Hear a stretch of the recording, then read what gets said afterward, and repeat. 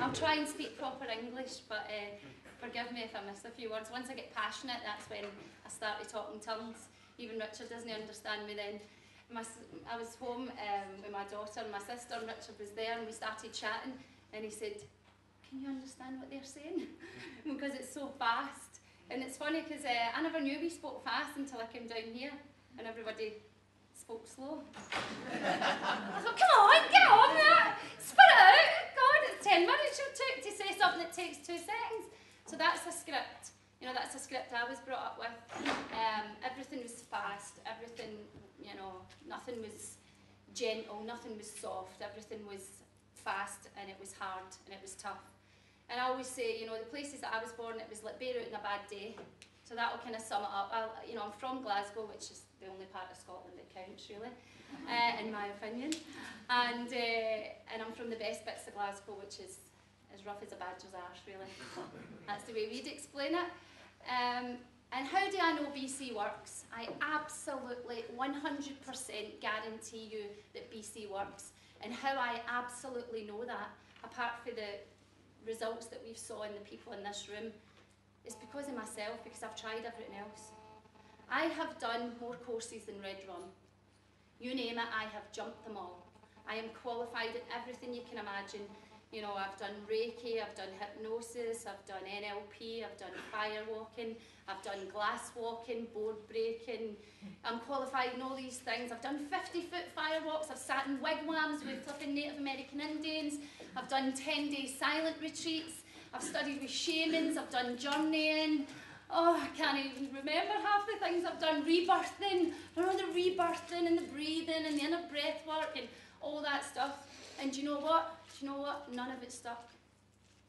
None of it actually changed how I saw myself. None of it changed how I really felt about myself. It's really funny because one of the guys that was on one of the courses just lately, Dave, I think Dave's coming up later, he's actually, I think, done more personal development than me. So I salute you. I must have spent about £50,000 in about 20 years of my life. I started personal development when my daughter was about 4 years old. She's now 24. And do you know the sad thing? All it did, a lot of it, actually reinforced the fact that there was something wrong with me. Because I did the course, I finished the course, and actually I came off the course, and do you know what? Nothing really changed. You know, I went to see some big guy, some big American guy. I've studied with them all, you name it. I went in there thinking that my self-worth was 4 out of 10, and I left thinking it was 2 out of 10. Because you see, I didn't doubt he was amazing on the stage. I just left doubting I was. You know, I've never went to a talk or a workshop like that where I've doubted the person on the stage was amazing. But all he did was actually intimidate me and make me think, oh, but I can't be like that. That's not what I'm like. That's not the kind of person I am. And most of my life, actually, I've been a fraud. I don't know if you can relate to that, but I've been a fraud. I've been who I think you want me to be. I've pretended, I've been a phony. I've turned up, you know, it's like stars in your eyes. I turn up, you know, who do you want me to be tonight, Matthew? You know, all singing, all dancing, I'll be whatever you need to be, me to be. I'm like a chameleon, but the only downside of that is then they would like the person I was pretending to be. And do you know what that would reinforce? That would tell me that I need to keep pretending. Because you see, nothing can, nothing will ever exceed the relationship you have with yourself. Because it drives everything.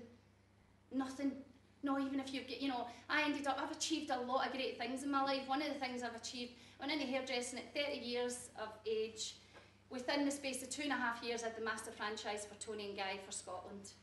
It's never been done in that short a time. It's never been done since then, as far as I know. And do you know the sad thing is? I never felt like a hairdresser. I was always waiting to get found out. I was just acting, I was pretending.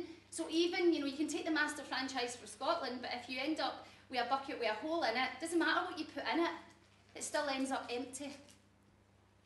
Empty all the time, so it didn't matter what I was putting. I kept going to the well of life with this bucket, but the bucket had a big hole in it. The big hole was my self-esteem. The big hole was my identity. And, you know, I'm going to do a model for you. It's a Robert Dilts model that I learned when I did NLP. And I use this a lot with my coaching clients. Because unless you change somebody's self-image, I'm telling you what, you're wasting your time, really. You're just moving stuff around. And I know, because I did it for years, most coaches are coaching people's scripts. Most courses are working on people's scripts.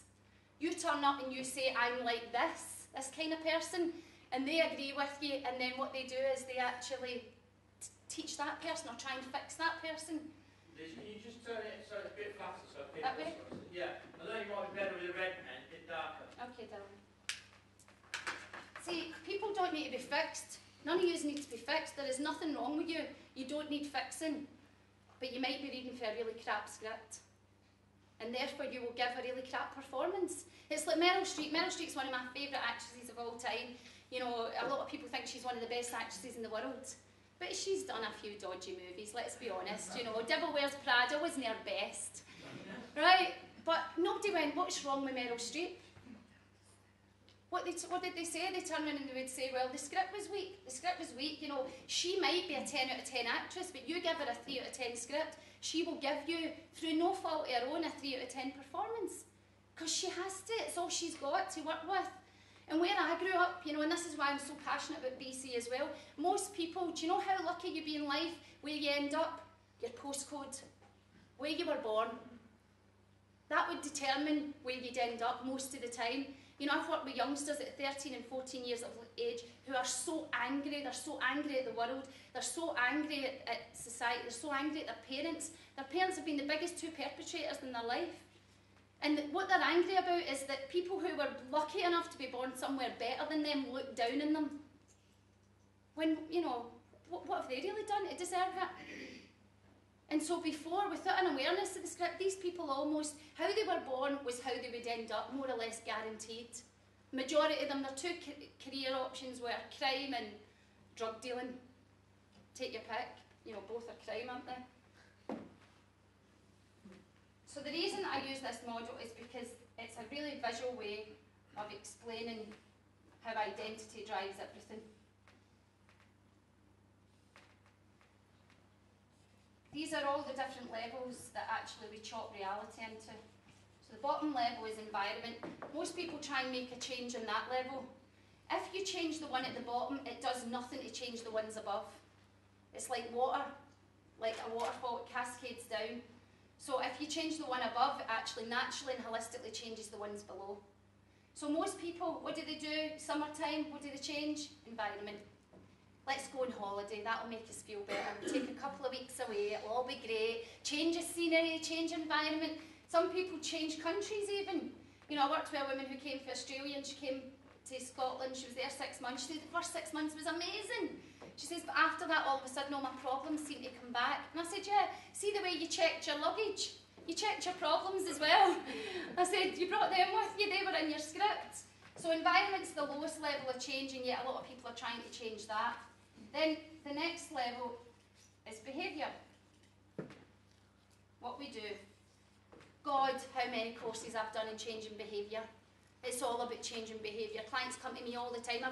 We've actually got our own coaching model now with BC because I am sick of people trying to change on the level of behaviour when their identity actually contradicts the behaviour they're trying to change. So it's like, if you think about it, it's like being in the sea and trying to push back the tide. How effective would that be? Saying, oh, the tide shouldn't be here, let's push it back, let's push it back. It would take a lot of effort, a lot of willpower, and it isn't really effective. If you want to change the tide, where do you have to go? You have to go to the moon. 240,000 miles away. That seems to have no correlation with the tide unless, you know, I'm not that clever to be honest. If I hadn't read that somewhere, I'm sure I wouldn't even know it. But actually I'm aware of it because we've been taught it. Well, most of everything that you believe to be true about yourself, you were taught. It's like me, my name's Elizabeth. How do I know my name's Elizabeth? Because I was taught it. Did I choose it? No, I never chose it. It was given to me. Just like a little dog who kept saying, Elizabeth, Elizabeth. And one day, before I can even remember, I would have said those two vital words, I am Elizabeth. I am are probably the two most powerful words in our language, because whatever you attach them to is what you become. So think of all the things in your life. What are the I ams for you? You know, what genuinely actually feels true? Ask yourself this, you know, if you said, I am rich or I am poor. Know what you think, know what you'd like it to be, know what you wish it was, but what it feels here. Because I'll tell you what, we are not intellectually driven, we're emotionally driven. It's about what feels true for you. For most people, you know, they have a thing that I am stupid, yet they're trying to be smart. And yet it totally conflicts how they believe themselves to be. So it doesn't matter how many courses they study, it doesn't matter how many certificates they get. Internally, guess what? The truth for them is still they feel stupid. So behaviours is the next level. Then the old favourite of mine, skills and capabilities. Oh, I would just love to do another course. That's what I'd do. That would solve it. I'll do another course. I know I'll become a firewalking teacher. I'll teach firewalking. I'll do 50-foot firewalks. That'll make it all better. And do you know the thing that really screwed me up? I did 50-foot firewalks and I still felt the same. And do you know what I thought? Oh my God, I must be really screwed up. Because how come nothing's changed? How come I still feel the same?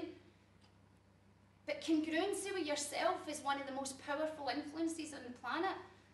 You know, at the end of the day, nobody will convince you. You have to be able to convince yourself. You have to dare to be wrong about who you think you are. And on BC, the 5 days, that's what we do. We positively challenge who you believe yourself to be. Because at the end of the day, until you dare to be wrong about who you think you are, and until you dare to be wrong about who you think you can be, see, it's not just about being wrong about who you think you are. You're very clear on who you're not. You're so clear on who you're not that if you try and do behaviours, like most of my life, I actually been on a diet. Believe it or not. I've spent about 20 odd years of my life on a diet. Most of my life, my identity was I'm fat and I'm ugly. Even when I had 15% body fat, because I was a fitness instructor. That was before I was a hairdresser. See? Skills and capabilities. Kept changing careers, changing, all trying to fix myself. But because I had an internal, you know, I wrote a poem on that called Fat on the Inside. Because for me, I was fat on the inside, I felt fat. So there was no way, it didn't matter how many diets I went on. It was like having a big elastic band stuck to being fat. And then me doing the diets and the fitness every day. I'd be up running, I'd be doing my exercise, I'd be doing my programme, I wouldn't be eating this, I'd be eating nothing with a face. You know, I'd only be eating fruit and this and drinking water and my green juice and all this stuff. And then, you know, I went on holiday with my sister. My sister and I went with the two kids. She didn't do anything different. I didn't do anything different. Well, I did a lot different. I didn't exercise and do all my things. But we were mostly eating the same things. And 1 week, I put on 10 pounds, she put on nothing. Do you know why? Because I had pinned back. My identity was still up there that I'm fat. And I kept pinging back to it. There's no way behaviour is going to be powerful enough to try and change that. So skills and capabilities, loads of them, did loads of them, kept getting more and more and more of them. I've heard loads of people who just go and do another course. Go and do another course and another course. And then what happens is it doesn't work and you get to the stage where you think, God, nothing's going to work for me. And I can understand if you're in this room and you've done loads of stuff and you think, how is BC going to be any different? I absolutely guarantee you it'll be different. I know, because the last 3.5 years have been the best 3.5 years in my life.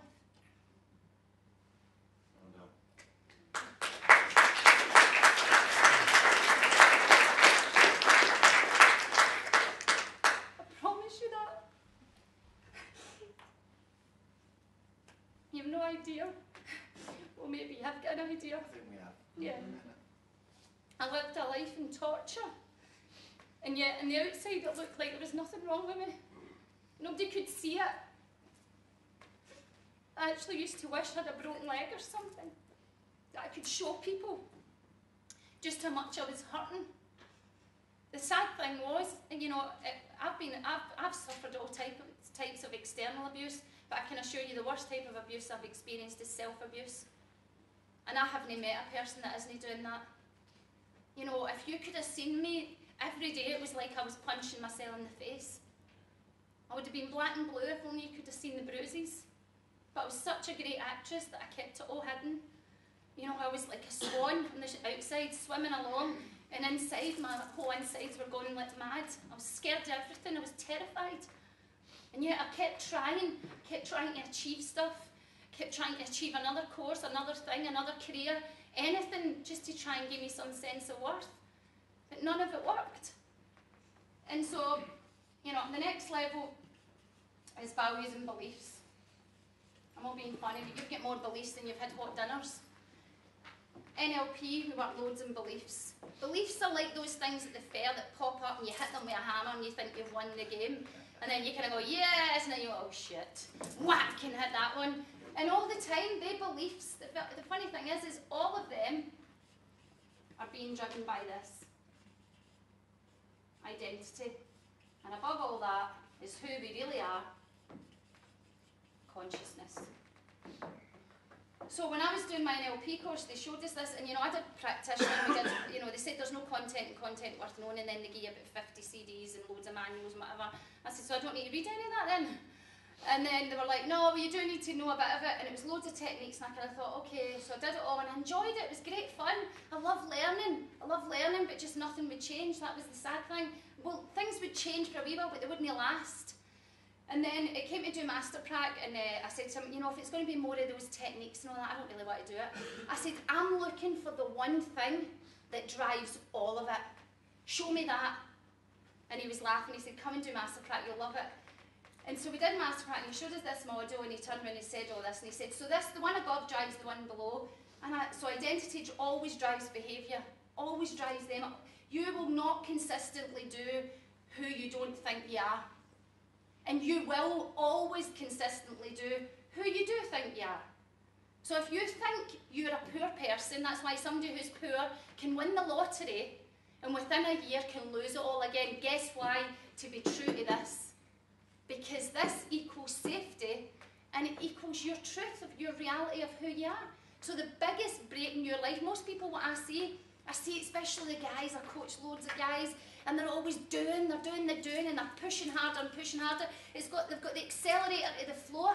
But you know what? At the same time, it doesn't matter if you've got a supercar, because at the same time, they've got the brake to the floor as well. And all that happens is it causes a lot of noise, a lot of pain, and you don't really get anywhere. Feel familiar? So on this course, I said, hold on a wee minute then. I thought I was having a blonde moment. So I said, so you're saying the ones above change the ones below. I said, so why are we bothering with behaviours? Why are we trying to change somebody's behaviour? Why are we even bothering with beliefs? I said, why don't, good NLP word here, why don't we chunk up to identity, change that, and then all the rest of them will change. And you know that way when you've said, you think, you look around and you can tell in the audience that you said something really stupid. I was a bit like, oh, is that silly? Is that daft? And he was like, he started laughing, the guy that trained me, and he said, no, that's a great idea. He said, the problem is we don't know how. How do we do that? See, how do we change identity? Because this is not, see, this is no longer a belief, this is a fact. This is who I am. And it's the biggest limiting factor in your life. It's all the things that actually, all the times you've tried to change and you come up against that. You will reject the things that don't feel like you, even if they're for improvement. Even if logically they make sense, even if logically you say you want them, we are not logically driven. We're emotionally driven and we need to feel true to ourselves. And so what I'm telling you here today is identity. How do you change identity? Do BC. Because that's what we do in the 5-day program. We positively challenge who you believe yourself to be. And honestly, guys, you are much more than you think you are. But until this changes, you're wasting your time. I'd say you don't bother buying another book, don't bother doing another course, forget the behaviours, forget the diets.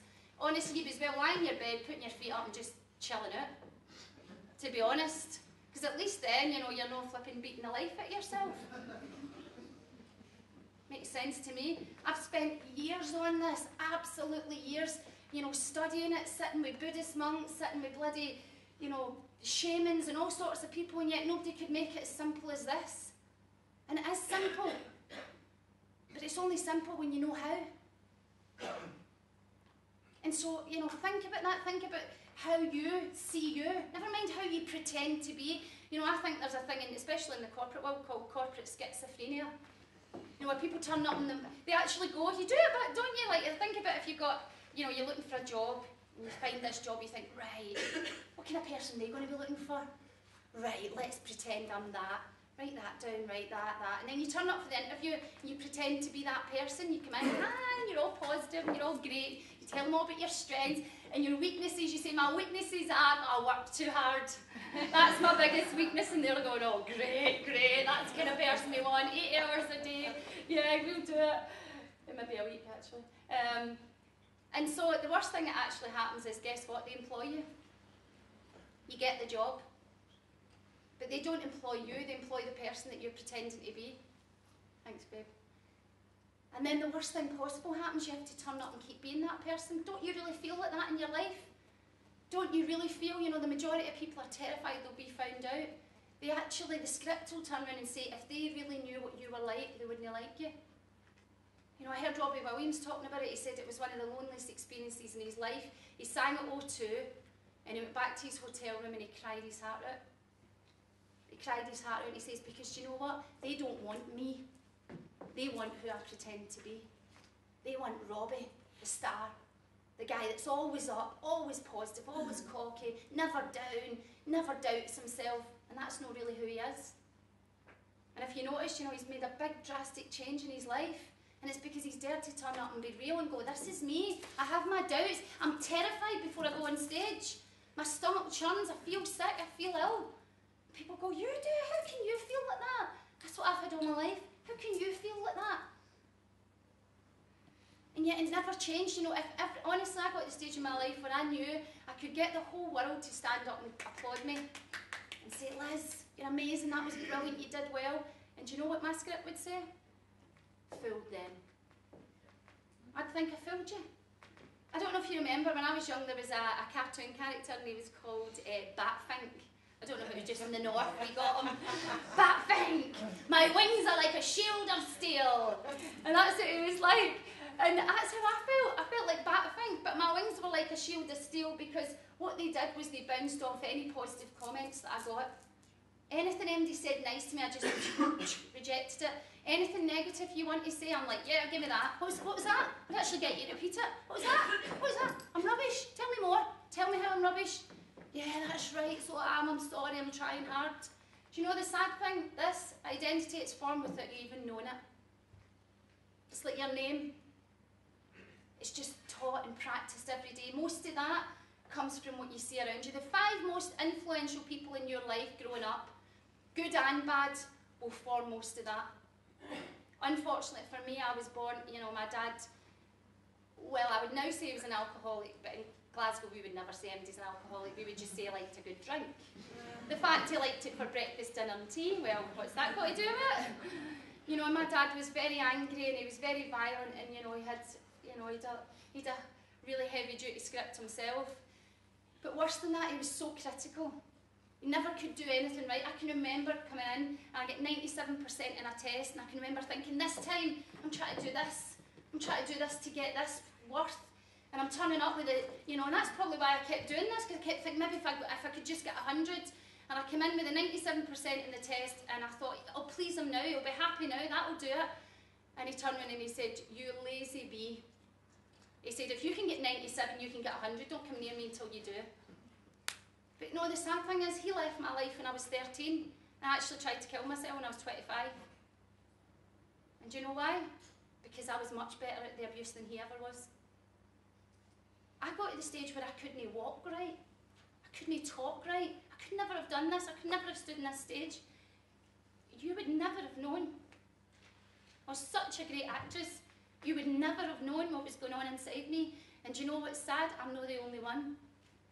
You know, we had a young girl on our course, Henrietta. She's absolutely stunning. She's beautiful. Her mum's here today.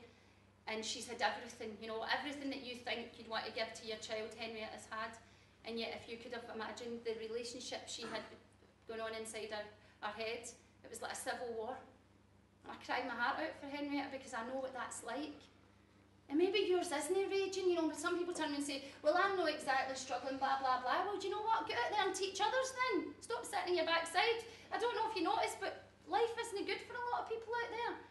You know, we're looking for teachers here, no students. Some people think, oh, well, I'm not really struggling. What the script will say is, your life isn't that bad. Most people's life isn't that bad, but you know what? It's not that good either.